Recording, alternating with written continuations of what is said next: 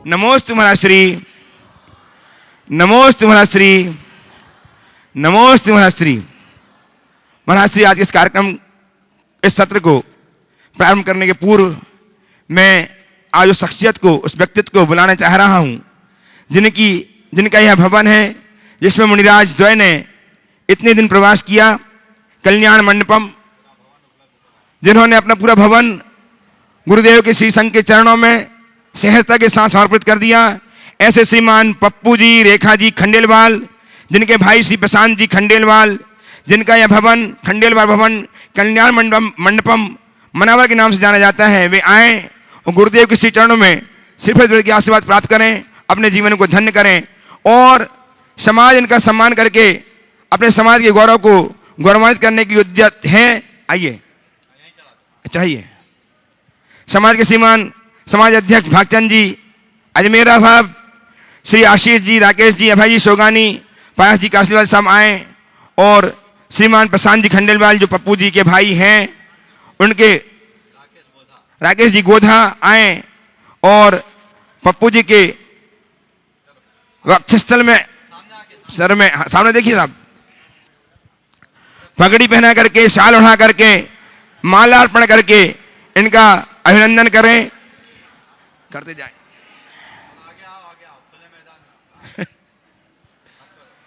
आपकी तालियां निरंतर बजती रहनी चाहिए। इन्होंने, इस परिवार ने अपना यह भवन सहजता के साथ समर्पित करके अति पुण्यार्जन किया है, साथ ही यश को बटोरा है। इनके यश की वृद्धि के लिए हम पुनः पुनः इन्हें साधुवाद देते हुए ये भावना भाते हैं कि आने पर समय आने पर ऐसे ही अपनी उदारमना प्रवृत्ति को प्रकट करते हुए और भी यश बटोरें, यश संजोएं। श्रीमान भागचंद जी, तालियां बजाते रहे आप लोग सब। महाश्री, आज के सत्र को मैं ऑनलाइन प्रश्नों के माध्यम से प्रारंभ करना चाहता हूं, आपके आशीर्वाद की एवं अपेक्षा से आशीर्वाद चाहते हुए। महाश्री रुचि जी गोधा, सामाजिक संसद महिला प्रकोष्ठ महामंत्री इंदौर, वे आपके श्री चरणों में नमन अर्पित करते हुए निर्देश चाहती हैं। गुरुदेव, हम 300 यात्रियों को सामाजिक संसद की ओर से शिखर जी की वंदना कराने ले जा रहे हैं। हे गुरुदेव, आपसे मार्गदर्शन चाहिए कि शिखर जी की पहाड़ की वंदना करते हुए हमें क्या क्या भावना भानी चाहिए, क्या क्या त्याग करना चाहिए, टोकों की वंदना करते हुए क्या बोलना चाहिए, कृपया निर्देश देकर हमें कृतार्थ करें। देखिए, समेत शिखर जी की वंदना का भाव बड़ा प्रशस्त भाव है और सामूहिक वंदना करने कराने का भाव तो और भी अधिक प्रशस्त है। आप लोग एक साथ जा रहे हैं, बड़ी प्रसन्नता का विषय है और सभी लोगों को इस बात के लिए आशीर्वाद है। पूछा है शिखर जी की वंदना करते समय हमें क्या ध्यान रखना चाहिए। देखिए, शिखर जी की वंदना कोई साधारण वंदना नहीं है, ये यात्रा नहीं है, तीर्थ वंदना है। हृदय में विशुद्धि रखनी चाहिए। जब भी पर्वत राज पर आप चढ़ने को हो, सबसे पहला भाव तो ये रखो कि मन में उल्लास हो कि आज मेरा अहोभाव है, इस धरती की सबसे पावन धरा की वंदना के लिए मैं जा रहा हूँ। मन में एक संकल्प लेकर के जाए कि जब तक मैं शिखर पर न चढ़ूँ तब तक कहीं बैठूंगा नहीं। बिना बैठे चलो। श्वास उखड़ने लगे तो खड़े खड़े श्वास को नॉर्मल करने की कोशिश करें और ओम ह्रीम नमः की मानसिक जाप करें। मन में संकल्प ले, बिना कुछ खाए पिए हम पूरी वंदना करेंगे, कुछ भी नहीं खाएंगे, कुछ भी नहीं पिएंगे।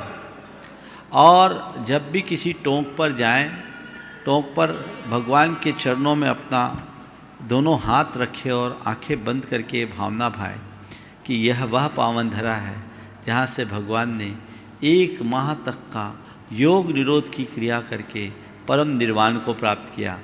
वे तो सिद्धालय में चले गए, उनके उस दिव्य परमोदारिक शरीर की रज यहाँ है, वह मुझे प्राप्त हो, मेरी आत्मा को ऊर्जावान बनाए जिससे मैं अपनी पात्रता को विकसित करूं। हे प्रभु, इतना पुण्य पाया कि सिद्ध क्षेत्र में आया, ऐसी शक्ति और पात्रता दो कि मैं सिद्ध लोक में भी अपना स्थान पा सकूं, बना सकूं। ये भावना चरणों के स्पर्श के साथ अगर भाएंगे तो हमारे हृदय में बड़ी शांति और आनंद की अनुभूति होगी। संबंधित तीर्थंकर की 9 बार जाप करें और उस टोंक की 3 प्रदक्षिणा दें। फिर दूसरे और तीसरे टोकों की वंदना करें। पूरी वंदना करने तक कुछ भी खाएं नहीं, कुछ भी पिए नहीं, ये संकल्प लें और नीचे उतरें। पहला संकल्प ये लें कि हम निराहार उपवास के साथ वंदना करें। यदि ऐसा संभव नहीं है तो ये करें कि जब तक हम वापस लौट के भाता घर में ना आ जाएं तब तक कुछ खाएंगे पिएंगे नहीं। यदि ऐसा नहीं है तो ये करें कि ऊपर जाएंगे तो पारसनाथ टोक के वंदना के पहले हम कुछ नहीं कर पाएंगे, और इसके बाद भी ऐसा नहीं करें तो ये करें कि हम जब तक दिन पूरी तरह ना उगे तब तक पानी के अलावा केवल लेंगे भी तो केवल पानी लेंगे और कुछ नहीं लेंगे, और वो पानी भी शुद्ध पानी अपने साथ ले जाया हुआ पानी, या चोपड़ा कुंड में जो हमें उकाली मिलती है वो लेंगे।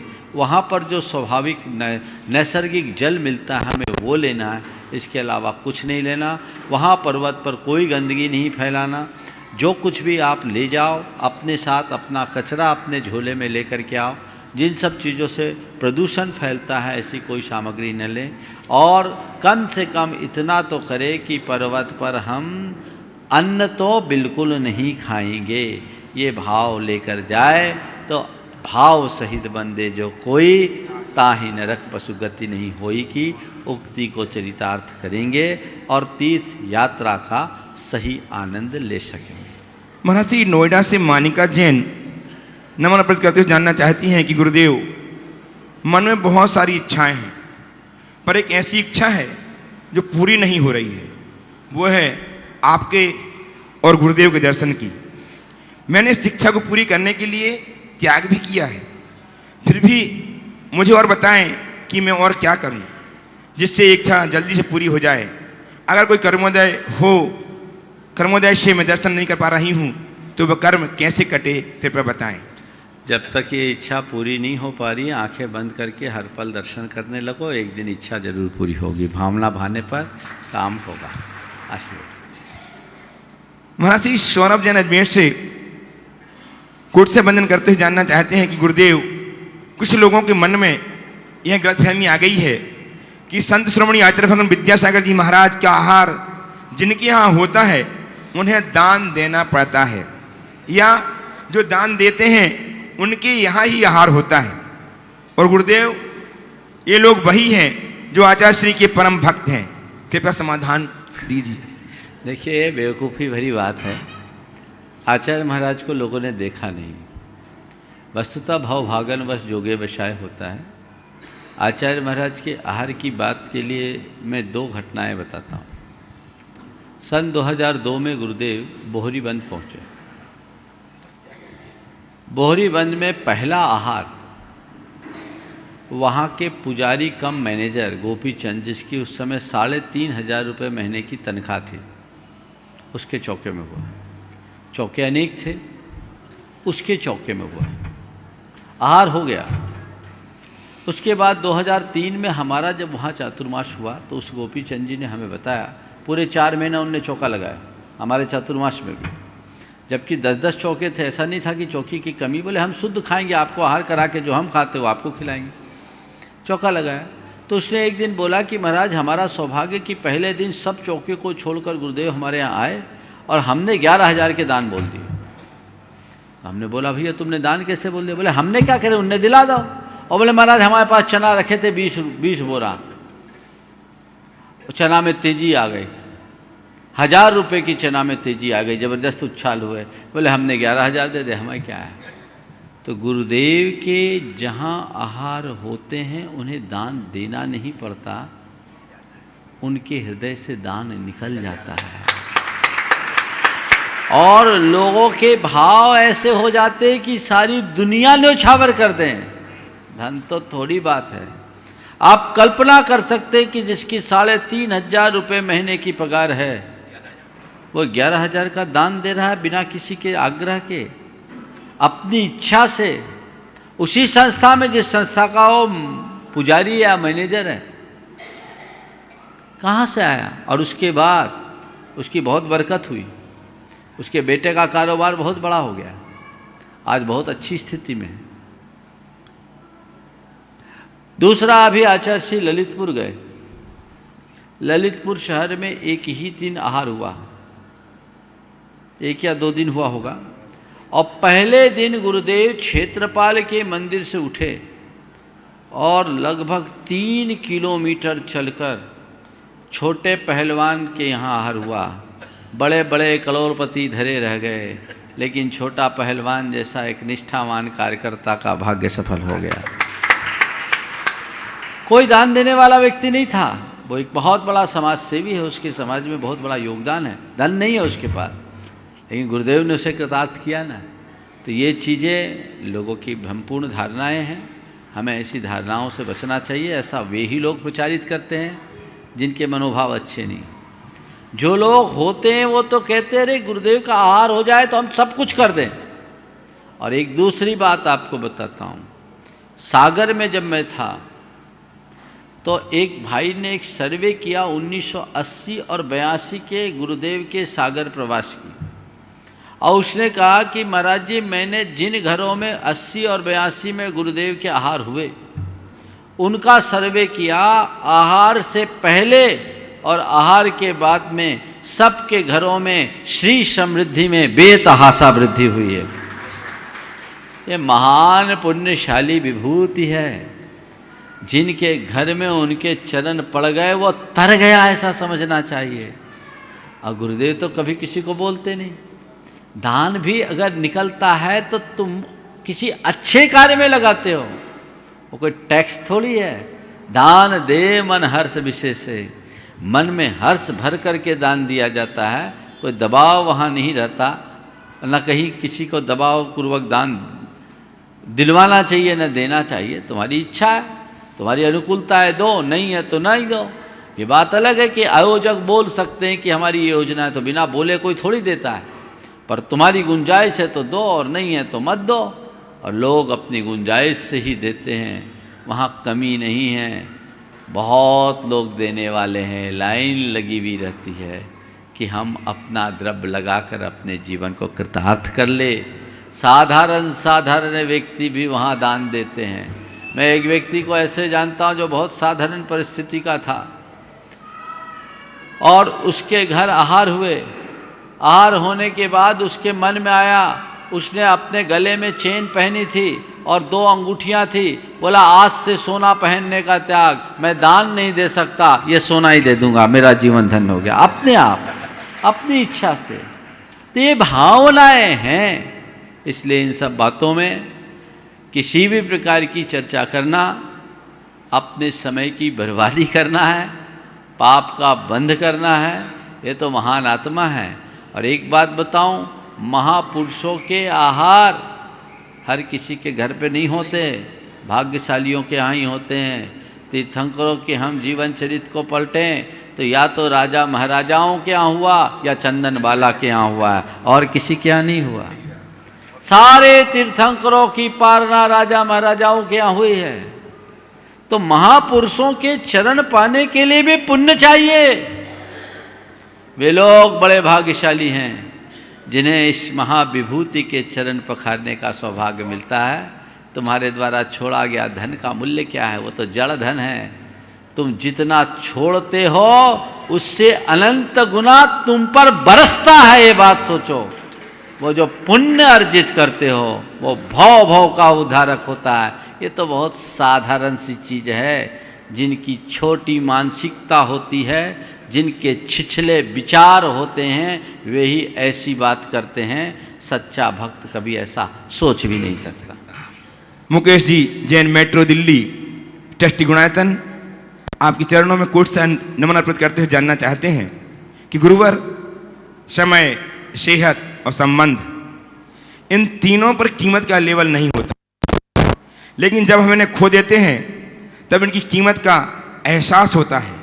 गुरुदेव, ऐसे में इनका ध्यान किस प्रकार से रखें कि सब व्यवस्थित हो जाए? समय, सेहत और संबंध में इनके मूल्य का कोई लेवल नहीं, बिल्कुल यथार्थ है। जब इन्हें हम खोते हैं तब इनका महत्व समझ में आता है। आपने पूछा है कि हम इनका ध्यान कैसे रखें, बस इसका एक ही उत्तर है, हम इनके रहते इनका सदुपयोग करें। समय का सदुपयोग करो, सेहत का सदुपयोग करो और संबंधों को मेंटेन करके चलने की कोशिश करो। ये कभी खोएंगे नहीं। अगर आप इनका उपयोग करोगे तो कभी खोएंगे नहीं, और इनका दुरुपयोग करोगे तो कभी बचा नहीं पाओगे। ये जीवन की मूल्यवान संपदा है। पैसा दे के ये सब नहीं खरीदा जा सकता।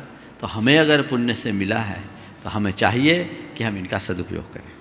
महाराज श्री उदयपुर से आर के मार्बल ग्रुप की एवं मंडल सीमेंट की स्वामिनी श्रीमती तारिका जी, विमल कुमार जी पाटनी आपके चरणों में कोट से नमन प्रकट कर जानना चाहती हैं कि हे गुरुदेव, जैन धर्म अनवरत पूजा पाठ, अभिषेक, शास्त्र, चालीसा, माला, जाप, मेडिसन आदि का धर्म है।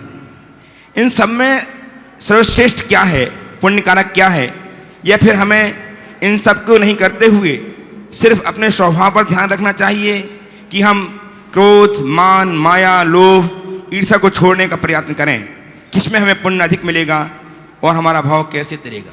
देखो, विकारों का शोधन हमारा साध्य है और ये जितने भी धार्मिक क्रियाएं हैं वो उसके साधन हैं।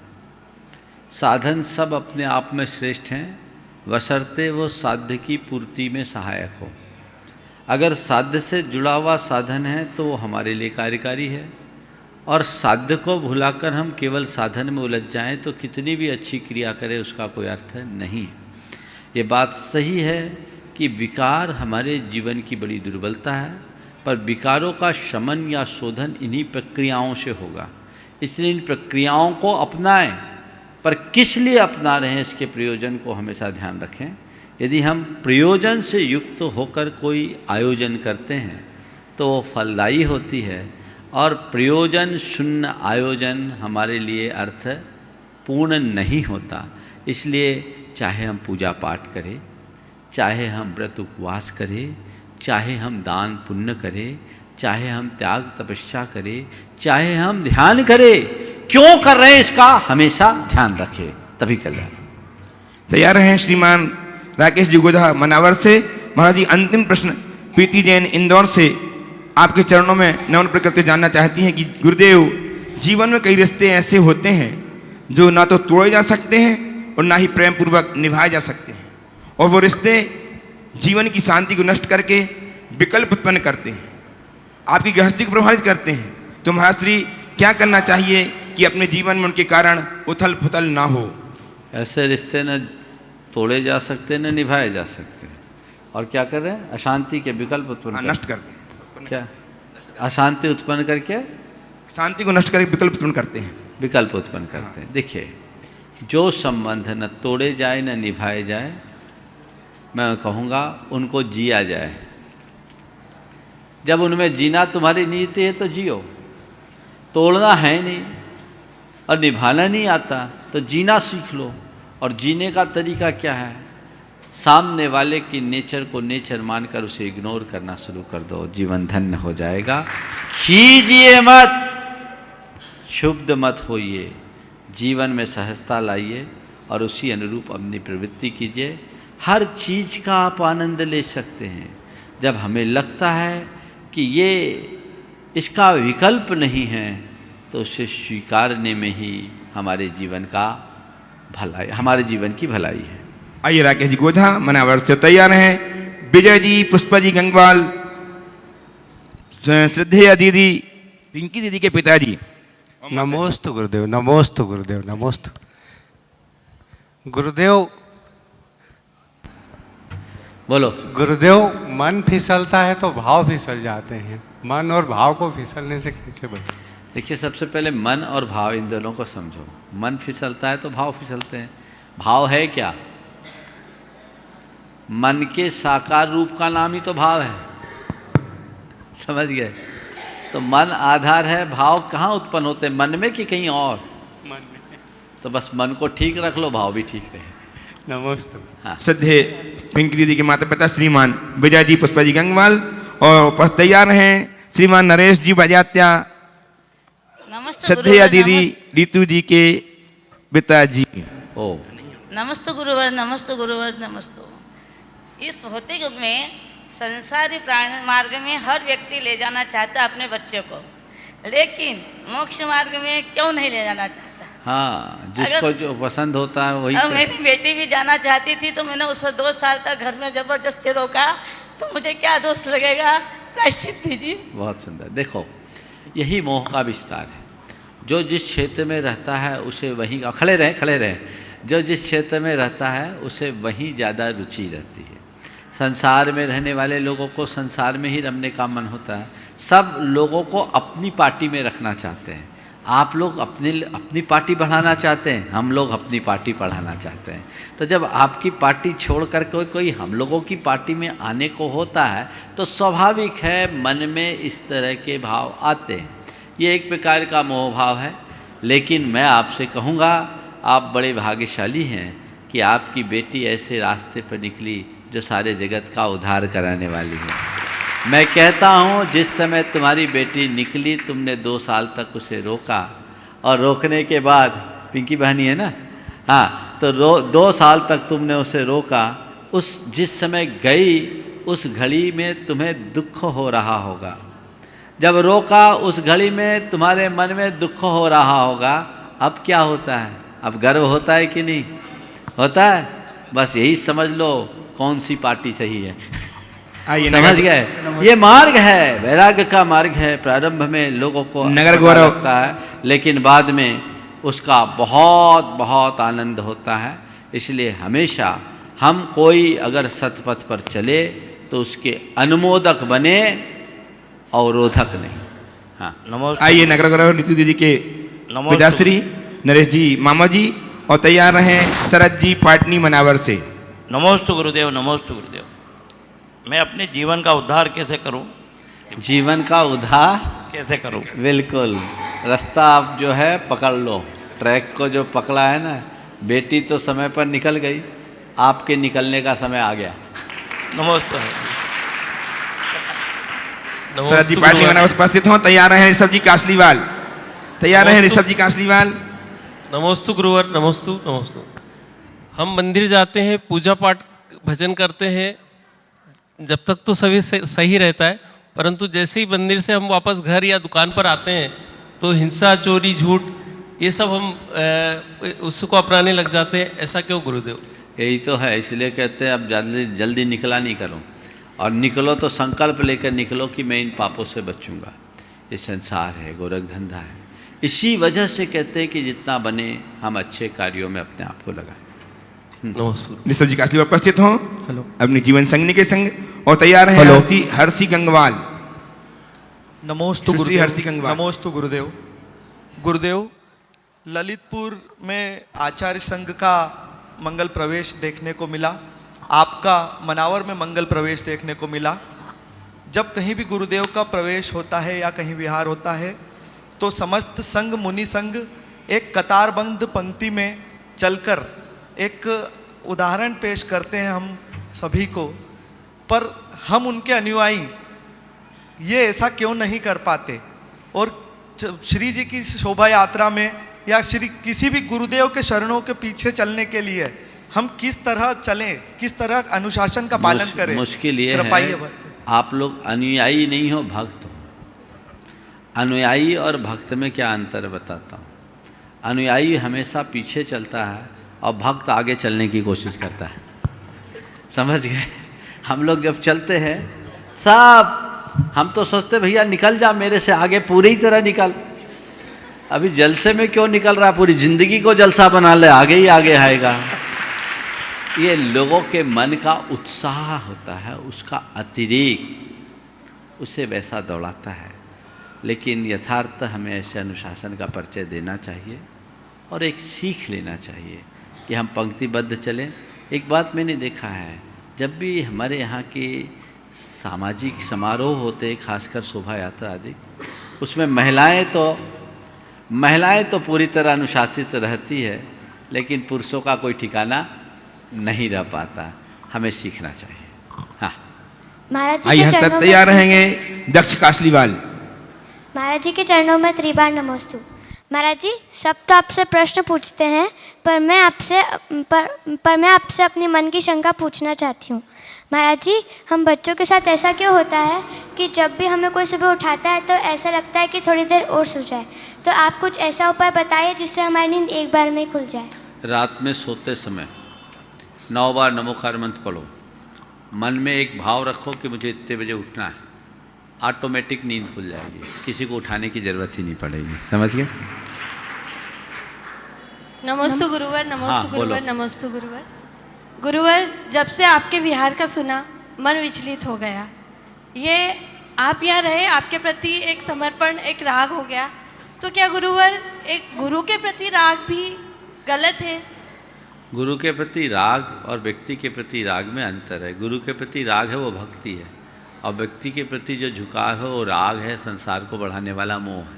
तो हम दुनिया के राग को छोड़कर गुरु और प्रभु से राग बढ़ाएंगे, तभी बीच राग बन पाएंगे। आइए दक्ष जी वो तैयार हैं। निविता जी, अर्पण जी गंगवाल रत्नाम से ट्रस्टी गुणायतन। नमोस्तु महाराज श्री, आपके पधारने की प्रतीक्षा में मन उमंग से भरा था। आपके आगमन के बाद मन में अपार खुशियाँ थी। अब आप विहार कर रहे हैं तो मन दुखी हो रहा है। तीनों परिस्थितियों में मुख्य बिंदु आप ही हैं। हमारे जीवन के हर उत्सव में आप शामिल हो, इसके लिए हम कैसा पुण्य जगाए। नमोस्तु। वाह, हमारे जीवन के हर उत्सव में आप शामिल हो, ऐसा करने के लिए हमारे जीवन का पुण्य कब जगेगा? बस एक ही रास्ता है, गुरुओं के आदर्शों का अनुसरण करना शुरू कर दो।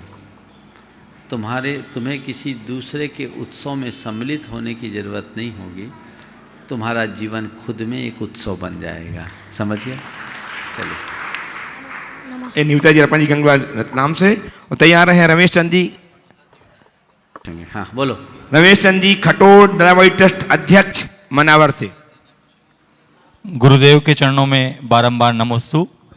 गुरुदेव, जब तक आदमी को एहसास होता है कि उसके पिता सही थे, तब तक उसका एक बेटा होता है जो सोचता है कि उसके पिता गलत हैं। तो यह अनुभव की कंघी जीवन में उस समय क्यों हाथ आती है जब सिर पर बाल ही नहीं बचते? देखिए, अनुभव हमेशा समय सापेक्ष होते हैं। आगे का अनुभव पीछे नहीं होता, ये है। और इस सच्चाई को स्वीकारते हुए हमें हमेशा उनसे अनुभव लेना चाहिए जिनने उस दौर को पार कर दिया। अनुभवियों का साथ हमेशा लेकर चलना चाहिए। जीवन में हम जो कुछ भी ग्रहण करें, स्वयं के ही अनुभव से सीखें, ये कोई ज़रूरी नहीं है। ज़्यादातर बातें हम दूसरों के अनुभव से ही सीखते हैं। अगर हमारे अंदर समझ हो तो।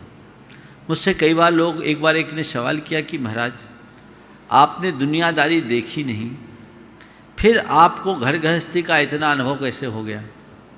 हमने कहा, तुम लोगों को देखकर, तुम्हारे अनुभव को देखकर हमने अनुभव ले लिया। बोले महाराज कैसे? दूसरे के अनुभव से आपको अनुभव कैसे मिला? मैंने कहा, ये बताओ, जहर खाने से आदमी मरता है? बोले हाँ मरता है। बोले अनुभव है? बोले है। कभी पी के देखा क्या? कभी किसी ने देखा? जहर खाने से व्यक्ति मरता, ये अनुभव सबको है कि नहीं? बोलो पक्का।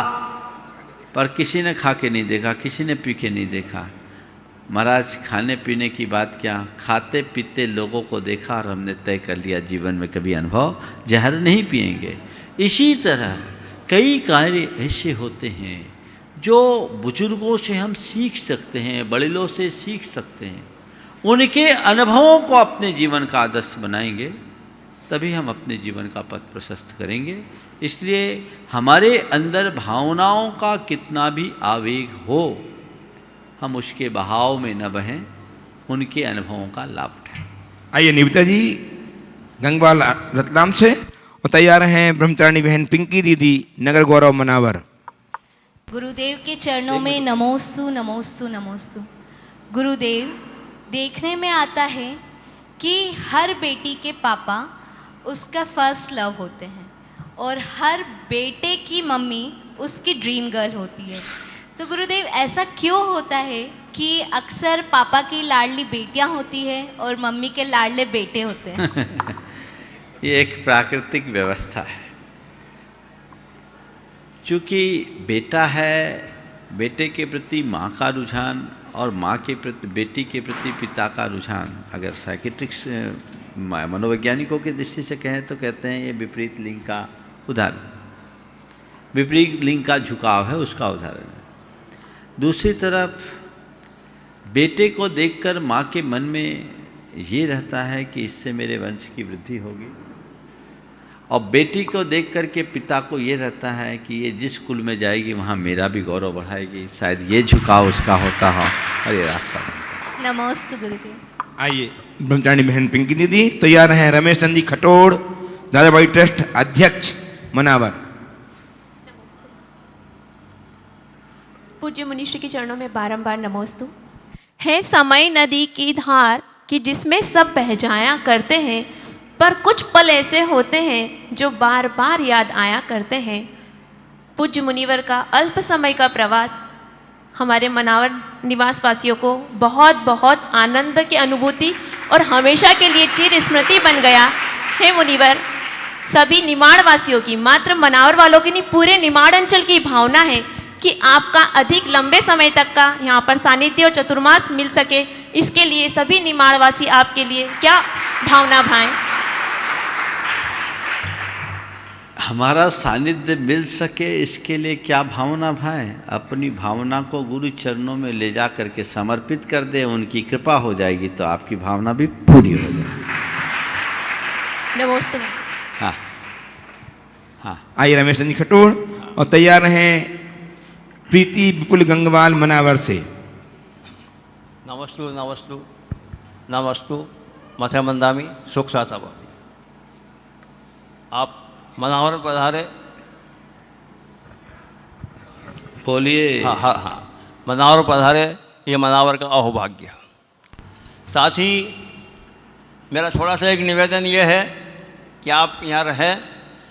मनावर में हमारे यहाँ 13 तारीख को एक विशाल प्रोग्राम का आयोजन हो रहा है दादाबड़ी ट्रस्ट के अंदर।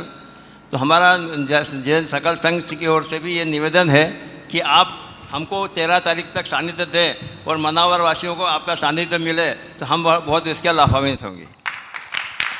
सवाल करो। हाँ, साथ ही एक थोड़ी सी संख्या मेरी और है। हम दिगंबर सितंबर सब एक ही हैं, सब जैन धर्म मतलब जैन हम एक हैं। कभी कभी मेरे को थोड़ा सा विचार आता है, बाकी कोई इसमें कोई संशय नहीं, आप उस बात को संशय में न लें।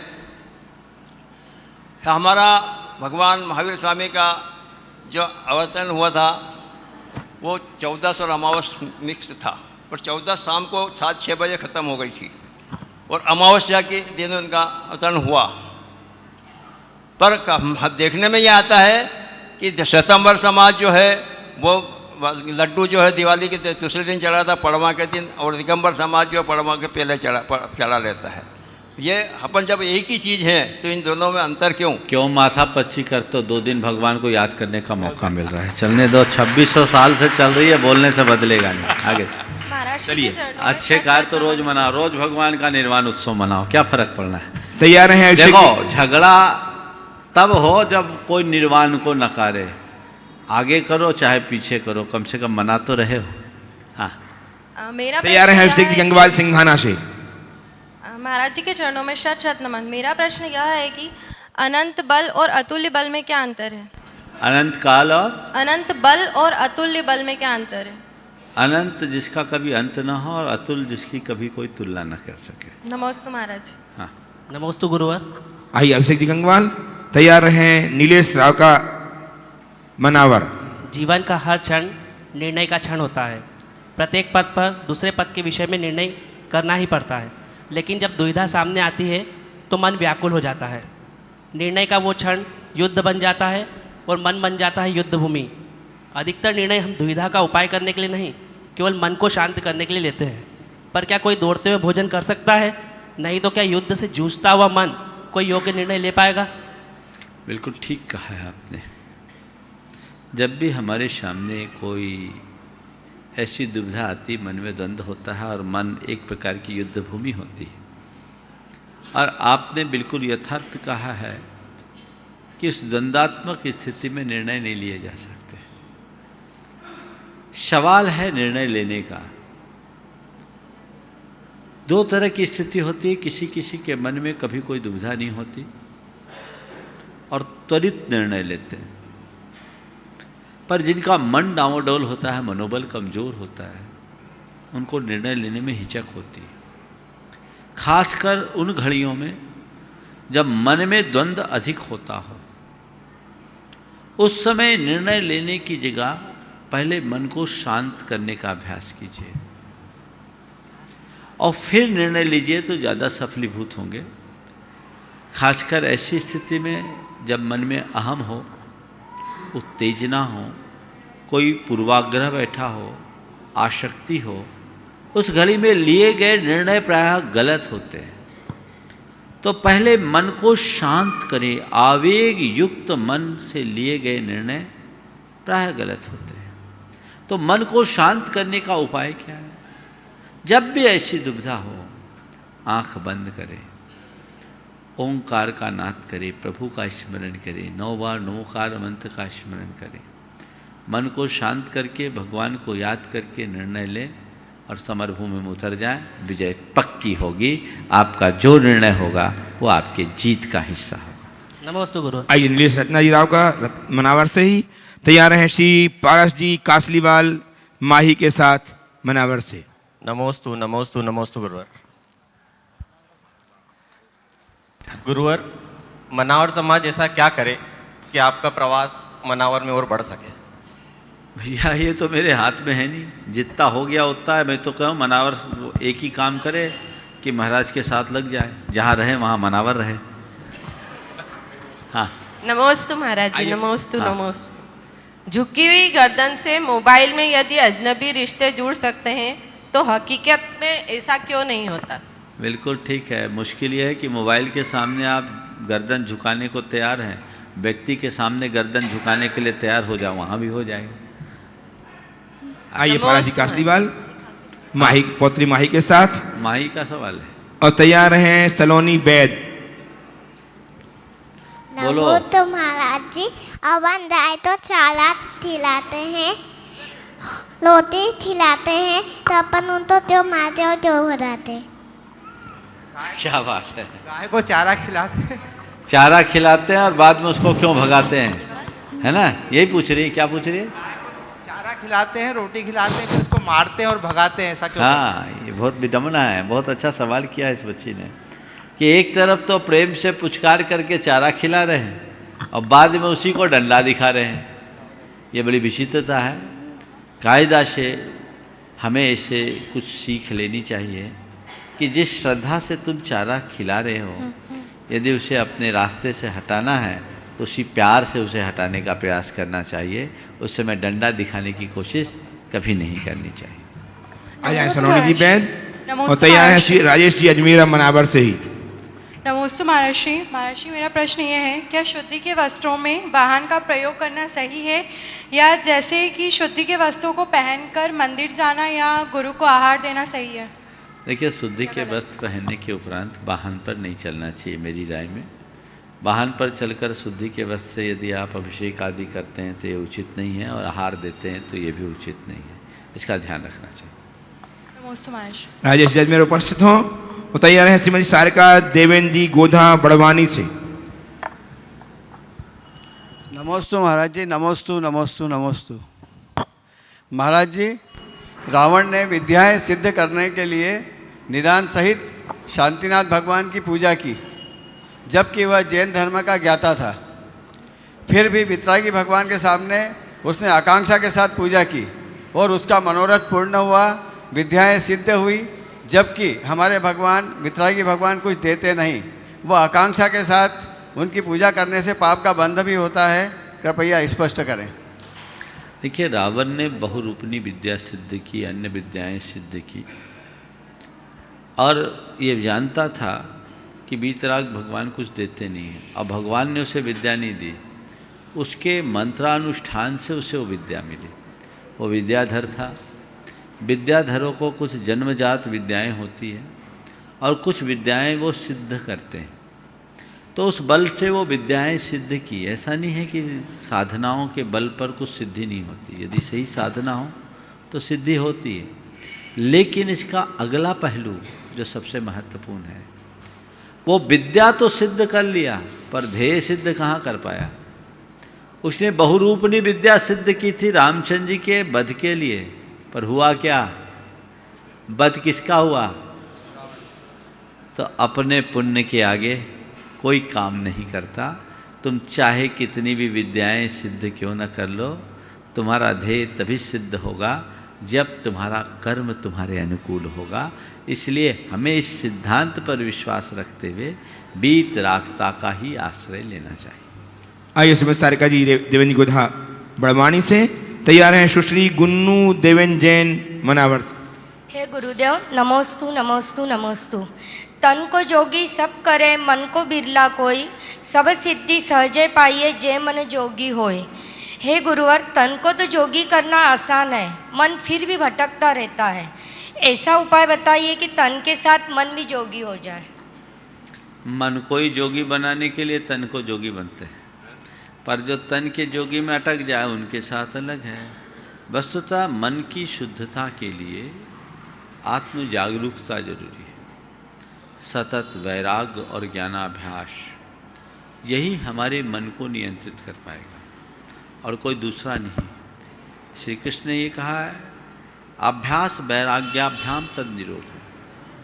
अभ्यास और वैराग्य के बल पर ही हम अपने मन को जोगी बना सकते हैं। तो वो जब हमारे जीवन से जुड़ेगा तभी हम अपने जीवन को कृतार्थ कर सकेंगे। नमोस्तु महाराज जी, मेरी शंका ये है कि असफलता अनाथ होती है, लेकिन सफलता में माँ बाप, रिश्तेदार, दोस्त सभी क्यों होते हैं? असफलता अनाथ होती है और सफलता माँ बाप, रिश्तेदार सब होते हैं। इस वाक्य को हम दूसरे तरीके से देखते हैं। अगर व्यक्ति असफलता का सही आकलन करे तो अनाथ होकर के भी मजबूत हो सकता है। सफलता में तो सब साथ देते हैं, मज़ा तब है जब हम अकेले रह कर के भी मजबूत बने रहें। इसलिए जब भी असफलता आए अपने आप को अनाथ महसूस मत करो। ये सोचो कि इसी असफलता में सफलता का बीज है। जो भी सफल हुए हैं वे कभी असफल हुए, और अगर असफल व्यक्ति अपने आप को अनाथ असहाय मानकर हार मानेगा तो कभी सफल नहीं हो सकेगा। जीवन में सफलता उन्हीं के हाथ लगती है जो अनेक विफलताओं का सामना कर कर पूरे जज्बे और उमंग के साथ अपना 100% अर्पित करते हैं, तब सफल होते हैं। इसलिए कितनी भी असफलता हो, हार जाओ पर हार मत मानो। आइए श्रीमती अभय जी जैन और तैयार हैं श्री सोहम बाकलीवाल ब्यावरा। हे गुरुदेव नमोस्तु नमोस्तु, मेरे परिवार की ओर से नमोस्तु। हे गुरुवर, झूठ का जायजा ऐसा क्यों होता है कि खुद बोले तो मीठा और कोई बोले तो कड़वा लगता है, ऐसा क्यों? झूठ का जायका ही ऐसा है, झूठा। जो झूठ है उसका जायका भी झूठा होगा, और झूठी बात हमेशा अपने हिसाब से होते हैं। खुद का झूठ अच्छा लगता है, दूसरों का झूठ खराब। ये इस बात का प्रमाण है कि झूठ कभी अच्छा नहीं होता। सोहम जी बाकलीवाल ब्यावरा से उपस्थित हों। तैयार हैं सुश्री लहर नवल जैन नांदगांव महाराष्ट्र। नमोस्तु गुरुदेव, मेरा प्रश्न ये है कि मनुष्य का स्वर्णिम स्वप्न क्या है, उसे हम कैसे साकार कर सकते हैं? मनुष्य का स्वर्णिम स्वप्न है और उसको साकार करना। देखिए सपने तो कई तरह के हैं। आज हर कोई सपना देखता है, पर अगर अध्यात्म की दृष्टि से देखा जाए तो सपना देखना बेकार है। सपने से जागने में ही जीवन का उद्धार है। सपना तो आप 24 घंटे देख रहे हैं, ये संसार में भटकाने वाले हैं। सपने से जागोगे तभी संसार से पार उतर पाओगे। तो मुझसे पूछते हो, अगर उस स्वप्न को लक्ष्य की दृष्टि से ले तो अपनी आत्मा का उद्धार, जीवन का कल्याण ही हमारा मूलभूत ध्येय होना चाहिए। आइए लहर नवल जैन नांदगांव महाराष्ट्र से तैयार रहें देवेन जी जैन मुन्ना मनावर से। नमस्ते महाराज जी, मेरा प्रश्न यह है कि जब एक लड़की जन्म लेती है तब घर वाले नाराज़ होते हैं, और जब वही लड़की उसकी शादी होती है तो दोनों घर वाले खुश होते हैं। तो ऐसा क्यों होता है महाराज? लड़की जन्म लेती है तो घर वाले नाराज, वो महाराष्ट्री हिंदी है इसलिए बोले, घर वाले दुखी होते हैं, और जब उसकी शादी होती है तो दोनों घर वाले खुश होते हैं। पर तुमने देखा किसी की विदाई होते हुए रोते नहीं देखा क्या? बेटी की विदाई के समय रोते देखा कि नहीं देखा है ना? खुश होकर शादी करते हैं पर छोड़ते समय रोते हैं। वस्तुतः ये बेटी के जन्म लेने के बाद जो दुखी होने की बात ये आज की नहीं, बहुत पुरानी रही। और कहते कन्या जाते ति कन्या महती ति चिंता, कन्या जन्म लेते ही लोगों के मन में चिंता की रेखाएं उभरने लगती थी। पर अब वो समय बदल गया, अब तो बेटी और बेटे का भेद खत्म होने लगा। इस चिंता के कारण ही समाज में लड़के और लड़कियों के मध्य का लिंगानुपात बिगड़ा। हमें यह भ्रम तोड़ना चाहिए। प्रकृति में जितना नर की आवश्यकता है उतनी ही नारी की भी आवश्यकता है, जितना बेटे की ज़रूरत है उतनी ही बेटी की ज़रूरत है। बेटी और बेटे के इस भेद को मिटाना चाहिए। और अब तो मैं मानूंगा कि बेटी हो और लड्डू बांटो तो सही मजा आएगा। आइए देवेंद्र जी मुन्ना, और तैयार हैं श्रीमती दीपिका जैन मनावर से ही। नमोस्तु गुरुदेव, नमोस्तु गुरुदेव। गुरुवर, विज्ञान कहता है कि जुबान पर लगी चोट जल्दी अच्छी होती है। 2 दिन पहले ये सवाल आ गया भैया, कुछ और पूछ। तो बैठ जाओ। 2 मिनट। सावन का महीना पवन करे शोर, हाँ, ऐसा क्या करे कि मन में नाचे मोर। सावन का महीना पवन करे शोर, और ऐसा हम क्या करें कि मन में नाचे मोर। सावन से और पवन से नेह लगा लो, मोर अपने आप नाचने लगे। श्रीमती दीपिका जी उपस्थित हों। तैयार हैं श्रीमती सुनीता जी गंगवाल मनावर। नमोस्तु गुरुवर, नमोस्तु गुरु, नमोस्तु गुरुवर। आपने प्रवचन में कहा था कि हमने पुण्य का त्याग कर दिया, तो हम सामान्य व्यक्ति कैसे पुण्य का त्याग कर सकते हैं?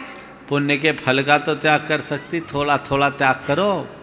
ये जो तुम्हें रोज भोग विलास की चीज़ों को त्याग करने के जो भाव होते हैं, वो पुण्य का त्याग है या पाप का? समझ गए? तो पुण्य के फल को त्यागो। जो साधन तुम्हें मिले हैं उनका उपभोग कम करो, औरों के लिए उसे दो, ये पुण्य का त्याग है। ओम। आइए श्रीमती सुनीता जी गंगवाल, और तैयार हैं श्री ज्ञानचंद जी झांझरी एडवोकेट मनावर। जल्दी बोलिए, देर मत कीजिए। ओम। नमोस्तु गुरुदेव, नमोस्तु गुरुदेव, नमोस्तु बोलिए। गुरुदेव।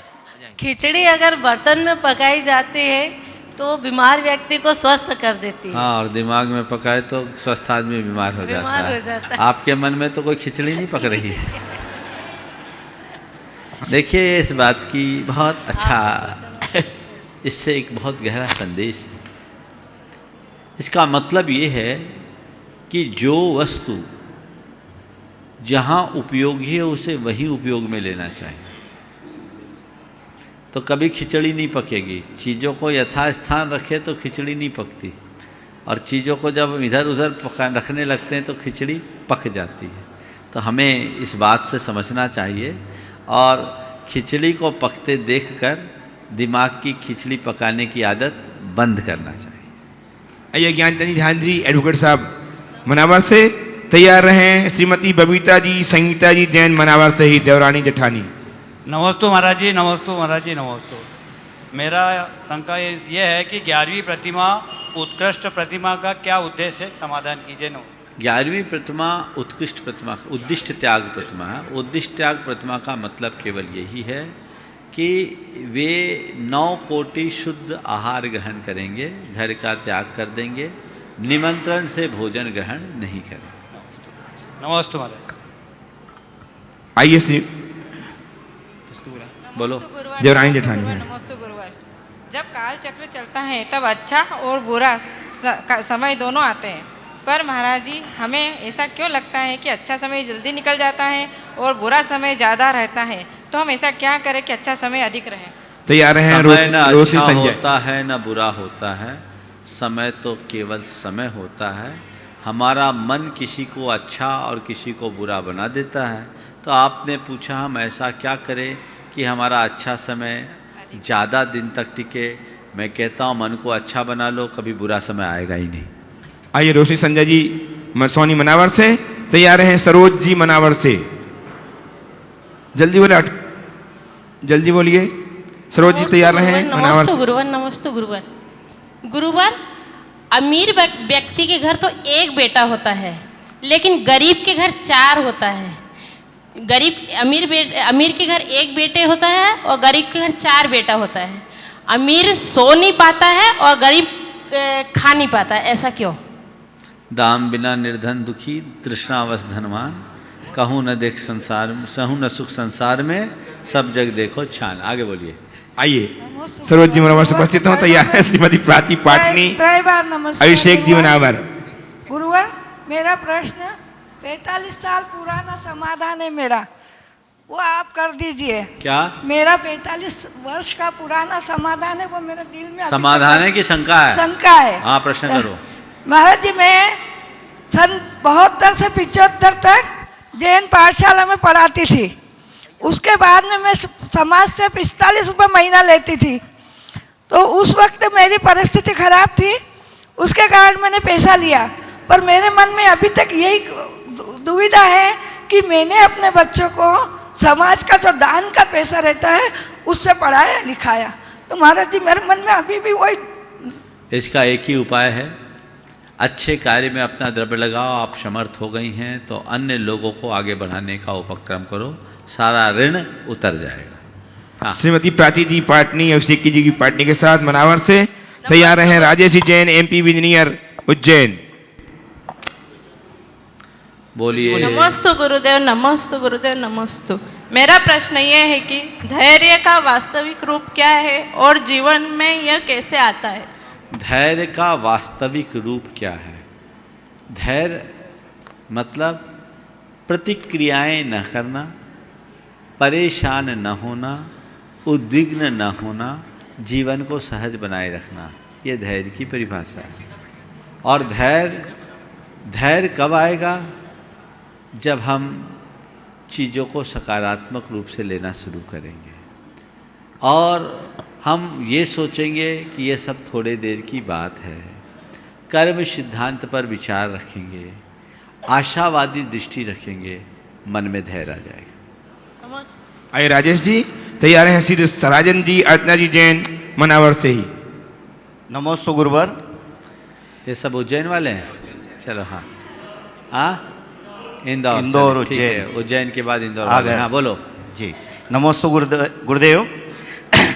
गुरुदेव, शिकवा शिकायत की स्थिति अक्सर बनती है और कई बार ऐसी परिस्थिति बनती है, उस परिस्थिति में हम क्या करें? पत्थरों को शिकायत है कि पानी के मार से टूट रहे हैं। पत्थरों को शिकायत है कि पानी की मार से टूट रहे हैं। पानी का गिला ये है कि पत्थर हमें खुलकर बहने नहीं देते। यही तो संसार। आपके प्रश्न का उत्तर 4 पंक्तियों से कहते था।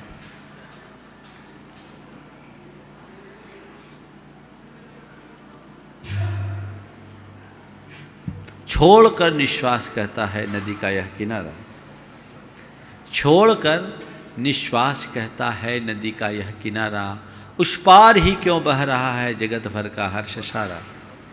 छोड़कर निश्वास कहता है नदी का यह किनारा, उस पार ही क्यों बह रहा है जगत भर का हर्ष सारा, किंतु लंबी श्वास लेकर यह किनारा कह रहा है, हाय रे हर एक सुख उस पार ही क्यों बह रहा है। मैं समझता हूँ ज़्यादा व्याख्या की आवश्यकता नहीं। आइए राजन जी, अर्चना जी जैन इंदौर वाले। हाँ, अपना नाम बोल दीजिएगा, बोलिए आप। नमस्ते गुरुदेव, नमस्ते गुरुदेव, नमस्ते गुरुदेव। क्रोध हमारा ऐसा हुनर है जिसमें फंसते भी हम हैं, उलझते भी हम हैं, पछताते भी हम हैं और पिछड़ते भी हम हैं। तो क्रोध से कैसे बचें? बहुत उपाय दे दिया हूँ, बहुत सारे मेरे प्रवचन हैं, यूट्यूब में ले लेना। चलिए, अब क्रोध मत करना। आगे तैयार हैं आस्का बजातिया मनावर से। गुरुवर, मैं विभा कास्तीवाल, दीपक कास्तीवाल, कल्याण भवन इंदौर से। परम श्रद्धेय गुरुवर के चरणों में बारंबार नमस्तु। गुरुवर, मेरा प्रश्न पेपरलेस का जो ये ज़माना है, पेपरलेस, आजकल जो पेपरलेस का चल गया है कि बिना कागज़ के काम करना है, उसका जो ये युग प्रारंभ हो गया है उसके ऊपर है। अगर हमारे आचार्य जिनवाणी लिपिबद्ध नहीं करते तो क्या आज हमें धर्म लाभ मिल सकता था? पेपरलेस की वजह से आजकल कहीं भी एक वाक्य भी लिखना होता है तो हमें जोर आता है। बच्चे भी आजकल सिर्फ लैपटॉप, मोबाइल्स, आईपैड में ही अपना काम कर लेते हैं। अगर उन्हें एक लेटर भी लिखना होता है गुरुवर तो उनका मुंह उतर जाता है। गुरुदेव, क्या यह आधुनिकता की ओर जाता हुआ युग उत्थान का प्रतीक है? या जैसे पुराने ज़माने में जब एक गांव से दूसरे गांव रिश्तेदारों की चिट्ठी आया करती थी तो आंखें छलछला जाती थी, उसे निकालकर हम कई कई बार पढ़ते थे। अब तो मोबाइल पर गुड मॉर्निंग गुड नाइट आता है और फॉरवर्डेड सारे मैसेजेस आते हैं जिसे हम बिना पढ़े ही डिलीट कर देते हैं। गुरुवर, आपका इस पर क्या कहना है? एक ही बात एक पंक्ति में कहूँगा, जैसे जैसे हमारी प्रवृत्ति यांत्रिक होती है हमारा जीवन भी मशीनी बन जाता है, और आज यही हो रहा है। इससे सबसे ज़्यादा अगर कुछ प्रभावित हुआ है तो वो हमारी संवेदना हुई है। यांत्रिक युग ने मनुष्य की संवेदनाओं को पूरी तरह सुखा दिया, इसलिए सारी व्यवस्थाएं चरमरा रही है। और इसका दूसरा एक नकारात्मक पहलू ये है कि इससे हमारी स्मरण शक्ति भी छीन हुई है। मनुष्य जैसे जैसे यंत्राधीन होता है उसकी आत्मशक्तियाँ छीन होने लगती हैं। पहले लोग करोड़ों का गुना हिसाब उंगलियों में कर लेते थे, अब 3 2 5 जोड़ने के लिए उनको कैलकुलेटर चाहिए। पहले लोगों को सैकड़ों नंबर याद रहते थे, अब खुद का नंबर भी पता नहीं। मुझे तो लगता कुछ दिन बाद ऐसी स्थिति ना आ जाए कि खुद का नाम भी पता ना हो, ये बड़ा भयावह होगा। इसलिए हम अपनी यांत्रिक प्रवृत्ति से अपने आप को बचाएं। आइए आज कई बजाते हैं और तैयार हैं कुमारी प्रियल जैन। नमोस्तु गुरुदेव। मेरी यह शंका है कि बुजुर्ग व्यक्ति से आजकल किसी भी बात में कुछ बोलते हैं तो हमेशा उनका अपमान किया जाता है, तो क्या उनकी फिर भी वह व्यक्ति हंसकर हर चीज़ सहन कर लेते हैं, तो क्या उनके कर्मों की निर्जरा होती है? माने बुजुर्ग व्यक्ति हंस के सहन कर लेते तो उनकी कर्मों की निर्जरा होती है, मतलब हम बोलते जाए वो हंसते रहें, उनको निर्जरा का मौका देते रहें, ऐसा बोलना चाह रहे क्या? ध्यान रखो, बुजुर्ग व्यक्ति हंस कर सह लेते हैं ये उनकी महानता है, पर बुजुर्गों का उपहास करते हैं ये सामने वाले की नीचता है। हमें कभी अपने बुजुर्गों की उपेक्षा नहीं करनी चाहिए, अंतिम श्वास तक उनका बहुमान करना चाहिए क्योंकि वो हमारे बड़े हैं। प्रियल जन जल्दी बोलो। गुरुदेव के चरणों में त्रिबार नमोस्तु। गुरुदेव, मेरा प्रश्न यह है कि कहते हैं ईंट का जवाब पत्थर से नहीं प्रेम से देना चाहिए, ताकि सामने वाला स्वयं लज्जित हो और आपके प्रति कृतज्ञ हो, क्योंकि उन्होंने आपको प्रेम प्रदर्शन का मौका दिया है।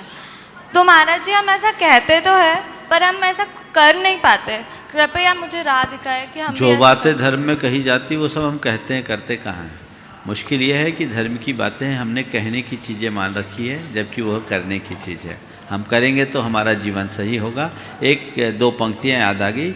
हम धर्म के लिए कहेंगे, लड़ेंगे, मरेंगे, खपेंगे, पर करेंगे नहीं। ये लोगों की जो प्रवृत्ति होगी, जिएंगे नहीं। हम जीना शुरू करेंगे तभी हमारे जीवन उद्धार होगा।